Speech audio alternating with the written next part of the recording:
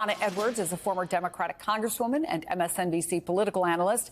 Tara Setmayer is former GOP communications director, and Sabrina Rodriguez is a national political reporter for The Washington Post, who has covered the VP extensively. So, Donna, what do you make of Nancy Pelosi's comments that Democrats should hold off, wait to see how things go this week? Does that just extend the uncertainty? She's the one who we just heard say time is running short. Well, I mean, look, we do know that the president is going to have that press conference tomorrow. I think it's going to be an important one where he closes up with NATO. He continues to meet with and talk with his allies, of which he has many, on Capitol Hill.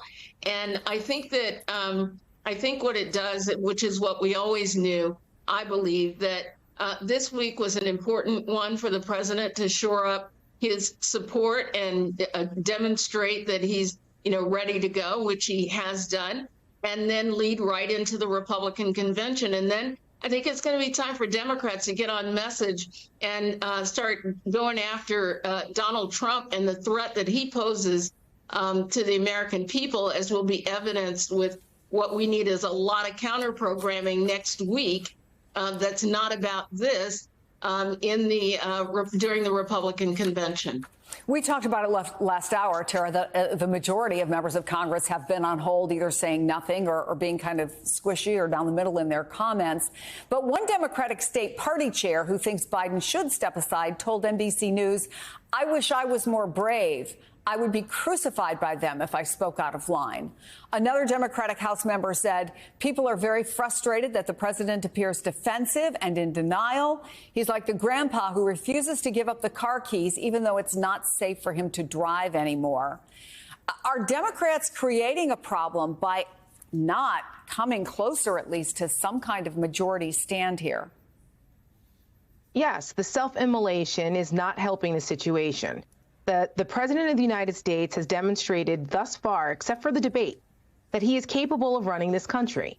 Our country is not in chaos. As a matter of fact, we're the #1 economy in the world. We're the #1 energy producers. He has not embarrassed us on the international stage the way Donald Trump did when he was president. The president of the United States is representing our country with honor and dignity at the NATO summit right now. It is incredibly irresponsible and selfish of some of these Democrats who can't seem to handle a little bit of adversity going on right now to do this while President Biden is representing our country at the 75th anniversary of NATO. This is an incredibly important time, and this is real. The stakes are real. There's a war raging in Europe with Ukraine. Vladimir Putin wants to take over Ukraine and create chaos in Europe. Donald Trump seems to be fine with that. As a matter of fact, if everyone was on message, everyone would be talking about the unhinged rally that Donald Trump had last night, where he admitted that he didn't know what NATO was before. And, Putin, well, he can do whatever the hell he wants.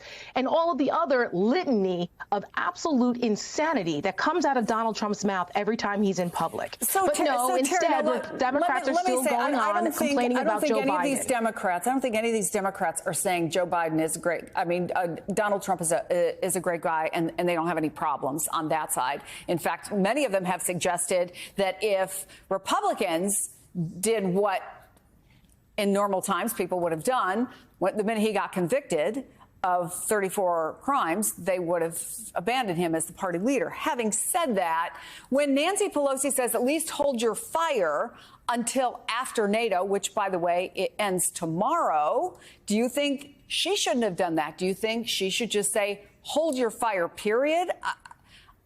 What's your overall message? Yeah, I think that the Democrats have had difficulty. This is not the first time. I was a Republican for 27 years, and we used to take advantage of the fact that Democrats didn't fall in line. They'd had to fall in love. That was a joke within the Republican Party. Republicans fall in line.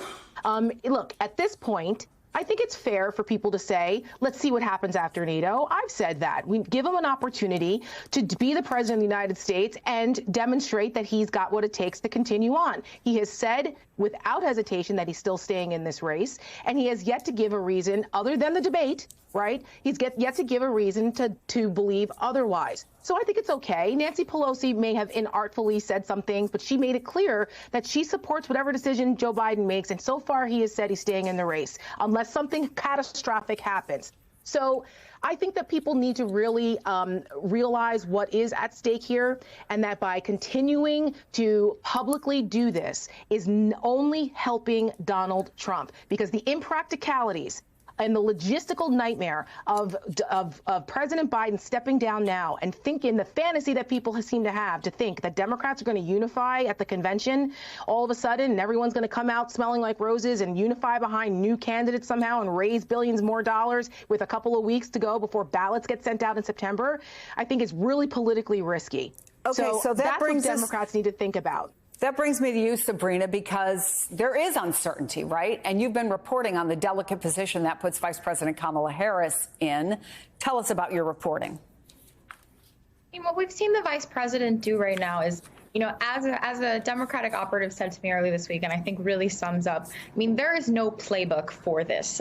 This is unprecedented for the vice president to have to be navigating. But what she's been doing since the debate has been being the vice president to President Joe Biden.